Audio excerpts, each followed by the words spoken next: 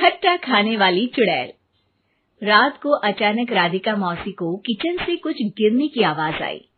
उन्होंने बाहर निकल के देखा तो किचन में उन्हें कोई सफेद साड़ी में दिखा। वो चीख पड़ी, हे भगवान, आलतू जलाल तू आई भला को टाल तू, आलतू जलाल तू आई भला को टाल तू। राधिका मौसी को चीखते सुनकर श्रवण बाहर आता है भागते हुए। अरे माँ, क्या हुआ? क्या देख लिया? दादी माँ आ गई क्या सपने में? अरे बेटा, रसोड़े में देख तो कौन है? श्रवण रसोड़े में झांक कर देखता है और उसे कोई नहीं दिखता अंदर। अब रसोड़े में तो कोई नहीं है माँ। कोई सफेद साड़ी में नहीं है क्या? नहीं माँ, कोई भी नहीं है। चिल्लम चिल्ली की आवाज सुनकर काजल भी वहां आ जाती है। अब क्या हो गया माँ जी? अरे बेटा, रसोड़े में एक चुड़ैल थी सफेद साड़ी में। अरे क्या कर रही थी वो अंदर? अरे बताया नहीं, कल आएगी ना तो पूछ लूंगी। चुड़ैल जी, आपका क्या प्लान है?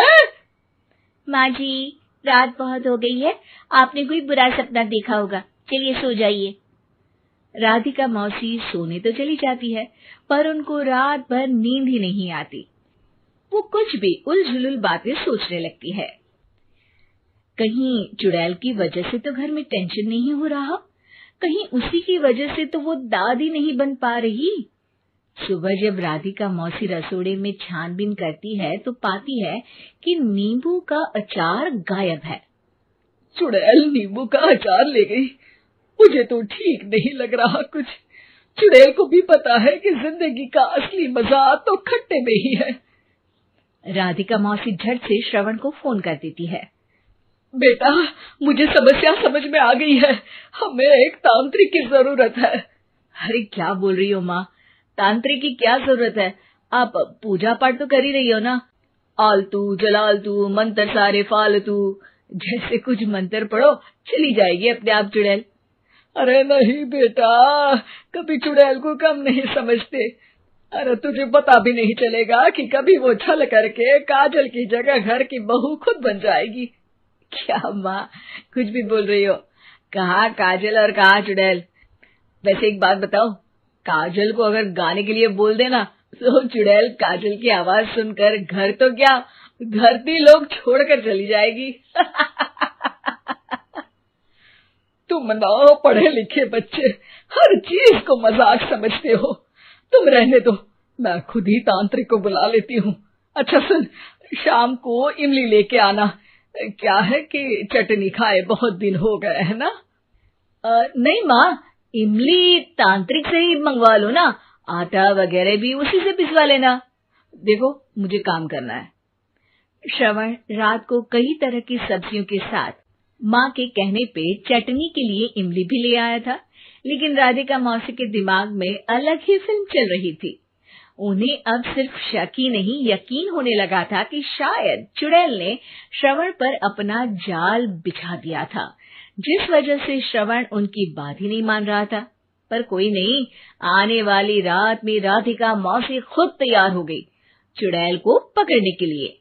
रुद्राक्ष की माला, तुलसी का पत्ता, हनुमान चालीसा सब हाथ के पास ही था, बस चुड़ैल का इंतजार था। और जैसा राधिका मौसी ने सोचा था वैसा ही हुआ। वो चुड़ैल उस रात भी आई, पर वो राधिका मौसी से तेज निकली और राधिका मौसी के उससे पकड़ने के पहले ही वो भाग खड़ी हुई।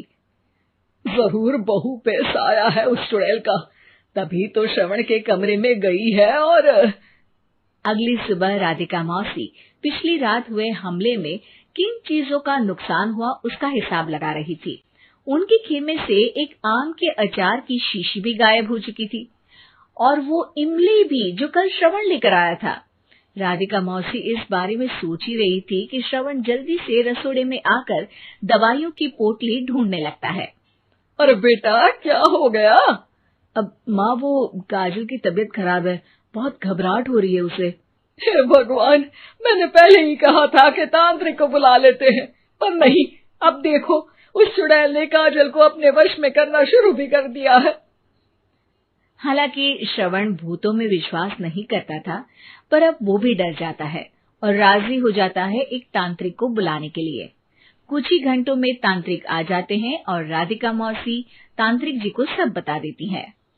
घोर संकट, घनघोर संकट, चुड़ैल को मारू जोर चाकट, ओम भट स्वाहा खटखा के आहा। अरे ये क्या मंत्र है? मेरे खुद के ओरिजिनल मंत्र है, कल रात को ही लिखे हैं, अच्छे लगे तो दाद चाहूंगा। एक और मंत्र सुनो। अर्ज किया है आबरा का डाबरा, दिल्ली बम्बई आगरा, चंदा मामा सोरले सुरन मामू जारा। ये मंत्र है? अरे कोई 40 वालीसा पढ़ो ना। वक्त कम है, 40 नहीं पड़ेंगे, 20-25 में काम चलाना पड़ेगा। अलग निरंजन जाके लंदन, मुफ्त का मंजान घिस मेरे नंदन। अरे जल्दी करो तांत्रिक जी, जल्दी करो। तांत्रिक अपने उल झलूल मंत्र पढ़ने लगता है। श्रवण को तांत्रिक पे शक होता है।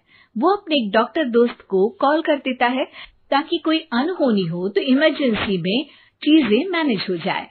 तांत्रिक धुनी रमाता है, जिसकी वजह से कमरे में काफी धुआं हो जाता है और जिसकी वजह से बहू की घबराहट बढ़ जाती है। अब भागेगी चुड़ैल। हाँ। बहू खांसते हुए धुएं से बचने के लिए बाहर चली जाती है। अरे भाग रही है, भाग रही है। पीछे पीछे श्रवण भी जाता है। बहू एक सोफे पर बैठ जाती है। तभी डॉक्टर दोस्त आ जाते हैं और श्रवण को पानी लाने के लिए कहते हैं। थोड़े चेकअप के बाद डॉक्टर कहते हैं, मेरे हिसाब से जाप का काम पूरा हो गया है। क्या मतलब? अरे कुछ भी नहीं माँ, कोई चुड़ैल नहीं है, खुशखबरी है, अब दादी बनने वाली है। मगर वो सब अचार के डब्बे।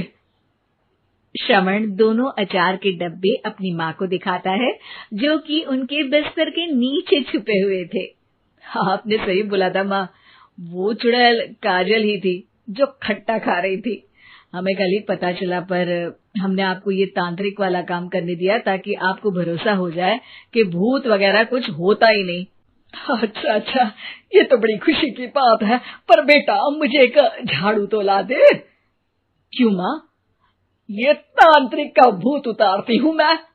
अब तांत्रिक राधा मौसी के डर से घर से भाग निकलता है और राधा मौसी उसके पीछे भागती है। अरे संकट ये घनघोर है, तांत्रिक मुआ चोर है।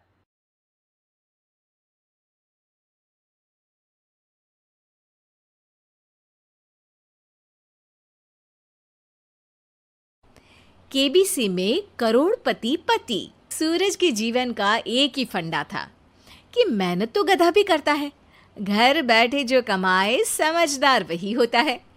इसीलिए उसने कभी नौकरी ही नहीं ढूंढी। इस बात से हालांकि उसकी पत्नी शिखा बिल्कुल भी अग्री नहीं करती थी, पर फिर भी सूरज को समझाना बेकार था। टीवी में कैसे बनोगे करोड़पति का ऐड देखकर उसे लगा कि बस अब तो घर बैठे ही वो करोड़पति बन सकता है, और उसके पीछे उसने अपने सारे सोर्सेस एक्टिव कर दिए। 2 हफ्ते में उसके कलीग के साले के पड़ोसी के बेटे का सोर्स निकलता है जो कि उसे शो में पहुंचा सकता है, और सूरज उससे मिलने चला जाता है। अच्छा, तो हमें मुकेश जी बता रहे थे कि आप हमें शो में पहुंचा सकते हैं। हाँ, उसमें कोई तकलीफ नहीं है। मैं कल अगर कोशिश करूँ तो इसी महीने में आपका नंबर आ जाएगा। अरे ये तो बहुत बढ़िया हो गया। अच्छा, वो सिलेबस और क्वेश्चन पेपर का कोई जुगाड़ है क्या? उसका तो कोई जुगाड़ नहीं है। तो वो वाकई में कुछ भी पूछ सकते हैं? हाँ, वो तो बच्चन जी पर है, जो पढ़ते हैं वो पूछ लेते हैं। पहली कोशिश फेल होने पर अब सूरज के सामने एक बहुत बड़ा सवाल था कि आखिर जवाब कहाँ से लाए। तब शिखा ने एक सजेशन दिया, क्यों ना सूरज अपने चचेरे भाई सुमित से मदद मांगे, जो कि यूपीएससी की तैयारी कर रहा था। हालांकि इतनी मेहनत करना सूरज को समझ में नहीं आता था, पर कोई और रास्ता ना मिलने पर वो आखिर सुमित से बात करता है। अरे सुमित, हमारा कैसे बनोगे करोड़पति के लिए सिलेक्शन होने वाला है, तुम हमें थोड़े चिट बनाने में मदद करोगे क्या? अरे भैया, चिट बनाए तो सालों हो गए, उसमें हमारा एक्सपर्टीज नहीं है, बल्कि आप बोलो तो हम आपकी पढ़ने में ज़रूर मदद कर सकते हैं। हट, कैसी अनाप शराब बातें कर रहा है तू। सूरज ने सुमित को मना तो कर दिया था, पर तैयारी करने के सिवाय कोई चारा उसे दिख भी नहीं रहा था।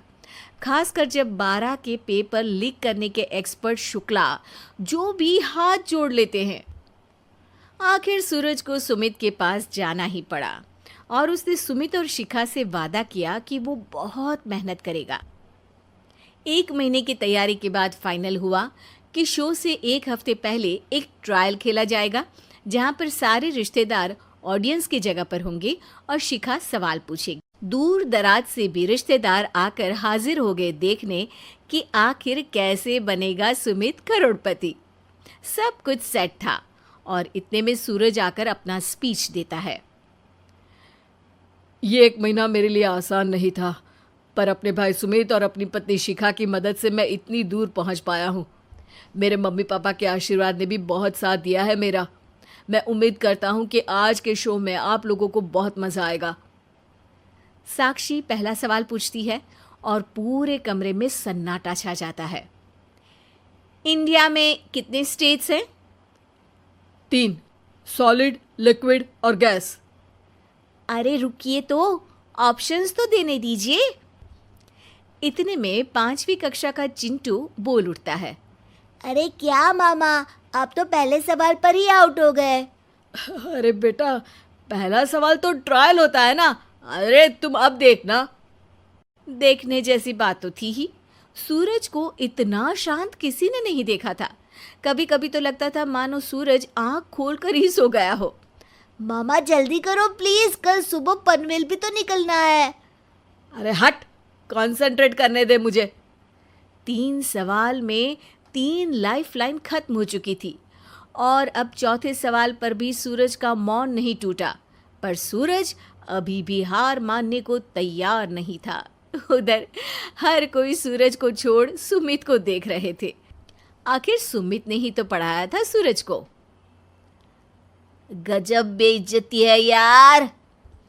अरे बेटा, तो बाप का, दादा का, भाई का, सबका नाम बुड़वाएगा। अरे 3 लाइफलाइन ले ली तो भी तेरा कुछ नहीं होना है। अरे कोई इतनी बात करता है क्या शो पर? अरे बेटा, शो पर तेरे जैसे भी तो नहीं आते ना। सूरज की ये जंग आखिर 1 घंटे बाद 5वें सवाल पर खत्म हो गई, जब उसने इंडिया के नेशनल बर्ड का नाम कहा, कौवा।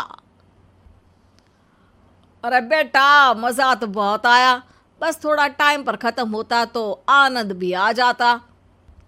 ताने बारिश के बूंदों की तरह बरस रहे थे और सूरज को भी समझ आ रहा था कि ये करोड़पति बनना शायद उसके बस के बाहर की बात है। पर वो आखिर ये बात मान कैसे लेता? वो सख्त लौंडा जो ठहरा, उसने सोचा कि बेइज्जती तो हो ही चुकी है, पर अगर मैं हार नहीं मानूं तो शायद कुछ हो सकता है। शिखा, तुम देखना, असली शो में आग लगा दूंगा, आग।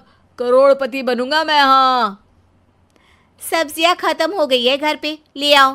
पहले पति बन जाओ, फिर करोड़पति बनना। अरे गजब बेइज्जती है यार। बेटा, अभी तो घर पर ही हुई है, 1 हफ्ते में तो तुम देश के सामने करवा कर आओगे। वैसे जब टीवी पर जाओ ना, तो बस अपने मम्मी का ही नाम लेना, ठीक है? कोई पूछे तो बोलना कि पापा नहीं है मेरे।